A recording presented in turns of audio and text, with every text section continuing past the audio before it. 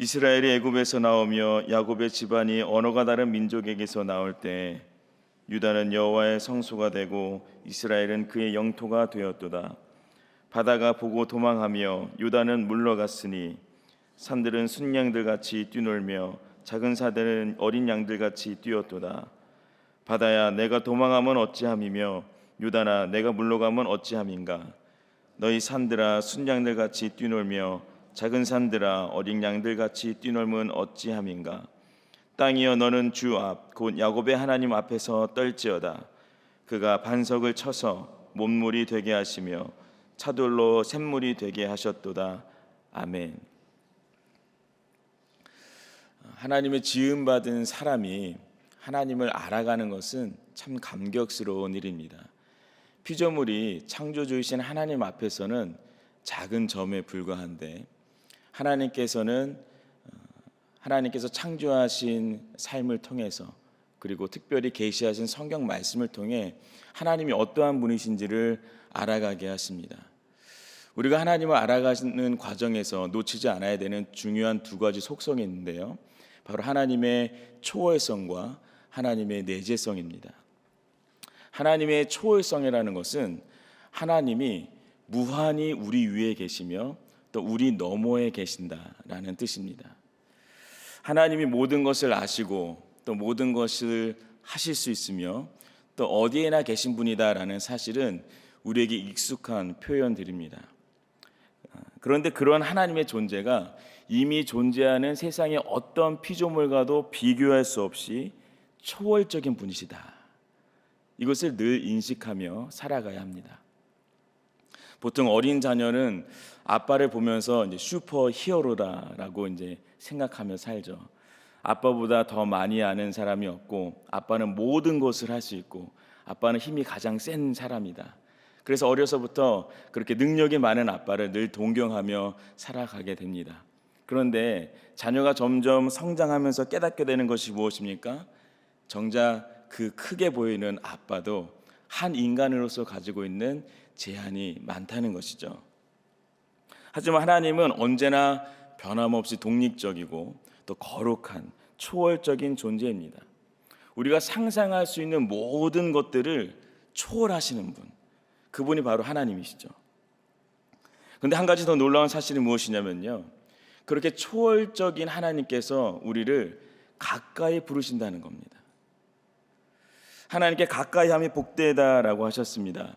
선하고 인자하시며 사랑과 또 공의로 우리를 돌보시는 하나님이 우리 안에 거하십니다. 이것이 바로 하나님의 내재성입니다. 우리의 모든 연약함을 친히 몸으로 겪으셨기 때문에 우리의 모든 아픔을 동정하시는 분이다라고 성경은 기록합니다. 오늘 우리가 함께 읽은 말씀이 바로 이러한 하나님의 초월성과 하나님의 내재성이 오늘 우리의 삶에서 어떤 연관이 있는지를 우리에게 가르쳐 주고 있는데요. 먼저 1절의 말씀에서는 초월적인 하나님에 대해서 소개합니다. 이스라엘이 애굽에서 나오며 야곱의 집안이 언어가 다른 민족에게서 나올 때에 아멘. 하나님께서 선택하신 그 이스라엘 백성을 애굽에서 불러내실 때 그때의 장면이 배경으로 등장합니다. 당시에 이스라엘 백성이 애굽을 벗어나지 못하도록 애굽의 바로 왕뿐만 아니라 여러 장애물들이 존재했습니다. 가로막고 있었죠. 무엇보다 홍해가 200만 명이 되는 이스라엘 백성의 발걸음을 멈추게 했고요. 그 다음으로는 시내산이 버티고 있었습니다.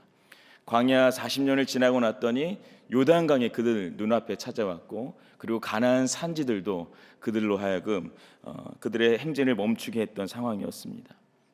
그런데 이때 초월적인 하나님이 일하시면 어떻게 되는지가 3절과 4절에 이렇게 되어 있습니다.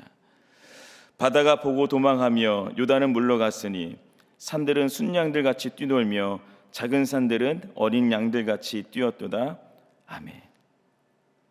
하나님은 홍해를 여시고 길을 내셨습니다. 요단강을 뚝 잘라서 물러가게 하시죠. 또 시내산과 또 가나안의 여러 산지들을 이스라엘 백성들로 하여금 정복하게 하셔서 그것들이 그들을 멈추지 못하게 하셨습니다. 그러니까 이스라엘 백성 앞에 등장한 장애물들은 더 이상 장애물로서의 기능을 상실해 버린 거예요. 오히려 하나님의 초월적인 역사를 증거하는 도구가 되어 버립니다.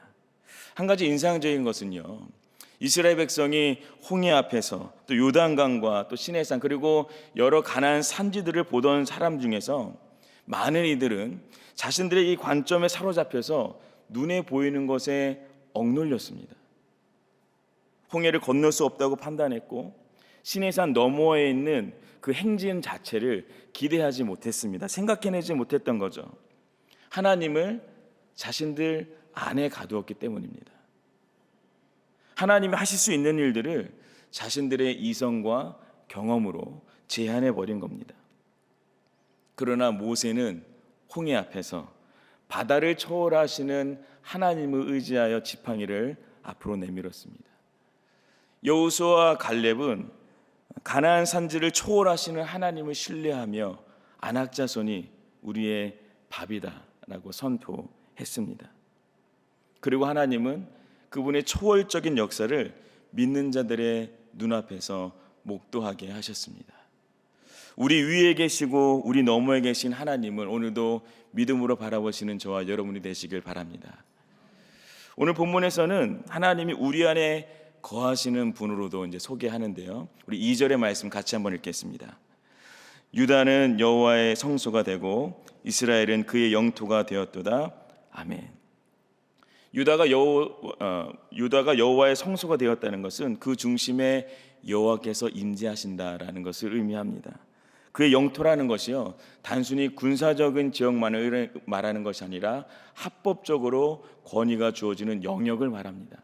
바로 이스라엘 백성 자체가 하나님이 거주하시면서 하나님이 통치하시는 영역이 되었다라는 거죠. 하나님께서 이스라엘 백성 안에 내재하시는 겁니다. 그래서 구약의 여러 말씀들이 이렇게 증거합니다. 내가 그들 안에 거함으로 그들은 나의 백성이 되고 나는 그들의 하나님이 되리라. 출애굽기 29장의 말씀이죠. 시편이 114편이 예배 때 부르는 이 찬송의 시인데요.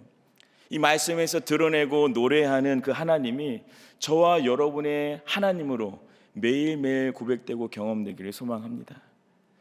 그렇다면 이 믿음의 고백으로 나아가는 우리의 실천이 무엇이 되어야 하는가? 우리 7절과 8절의 말씀 같이 한번 읽겠습니다. 땅이여 너는 주 앞 곧 야곱의 하나님 앞에서 떨지어다.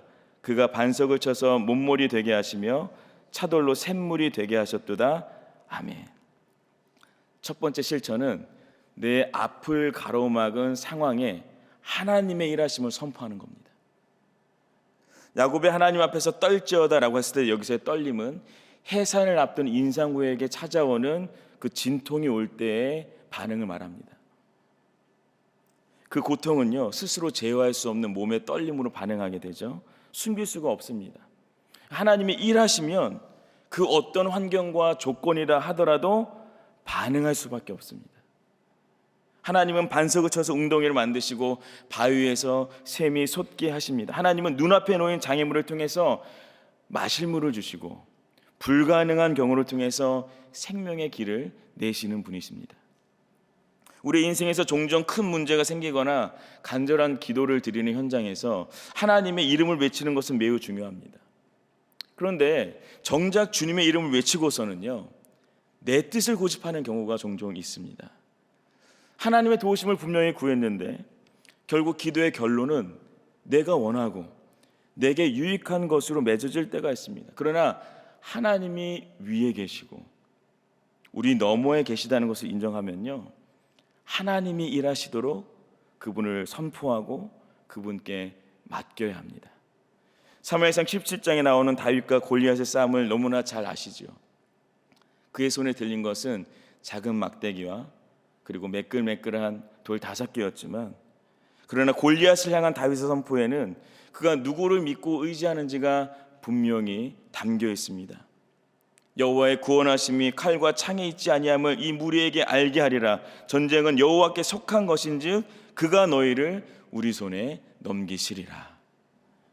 초월적인 하나님을 신뢰하는 사람은요, 모든 것이 여호와께 속한 전쟁임을 선포하면서 주님 앞에 나아갑니다.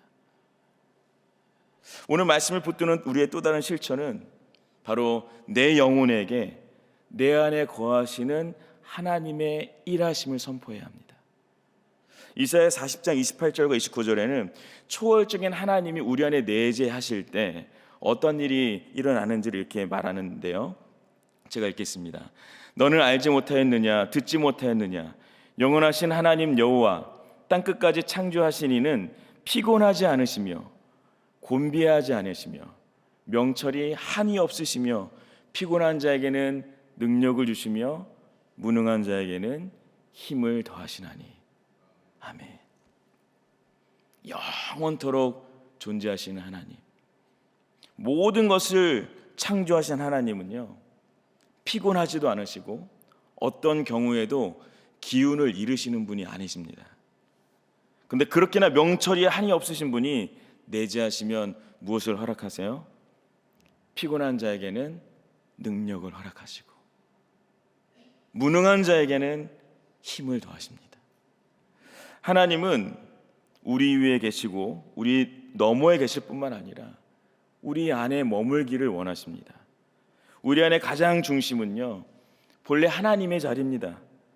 하나님은 그곳에서 오늘도 우리에게 능력을 주시며 힘을 더하시기를 원하십니다. 때문에 우리는 하나님께서 약속하신 대로 하나님이 일하시도록 내 영혼에 선포해야 합니다. 그럴 때 내 영혼이 하나님의 강권하신 역사에 반응하게 될 것입니다. 우리가 이렇게 살아야 하는 이유, 그리고 이렇게 살 수 있는 이유를 히브리서 기장은 12장 28절에 이렇게 말씀합니다. 이 말씀을 꼭 붙들고 이 하루를 살아가시길 소망합니다. 그러므로 우리가 흔들리지 않는 나라를 받았은즉 은혜를 받자 이로 말미암아 경건함과 두려움으로 하나님을 기쁘시게 섬길지니. 아멘. 하나님은 이미 우리에게 흔들리지 않는 나라를 허락하셨습니다. 오늘 우리에게 은혜로 주신 나라를 세워가면서 경건함과 두려움으로 하나님을 기쁘시게 하기 원합니다. 모든 것을 초월하시되 우리 안에 살아 동행하시는 주님을 인하여서 승리하시길 예수 그리스도의 이름으로 축복합니다.